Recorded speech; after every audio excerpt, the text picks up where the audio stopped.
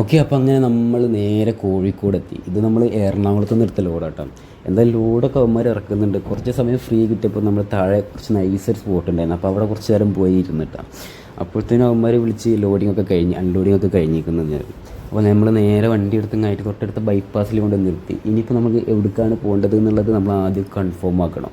Okay, അപ്പോൾ കുറച്ച് നേരം അവിടെ നിന്നപ്പോഴാണ് മനസ്സിലായത് ഈ ക്യാമറ ഈ 360 ക്യാമറ ഒക്കെ 24 മണിക്കൂറും നമ്മളെ ഫുൾ ടൈം നിരീക്ഷിച്ചു കൊണ്ടേ ഇരിക്കുന്നുണ്ട് കേട്ടോ. അപ്പോൾ എല്ലാവരും സൂക്ഷിക്കുക.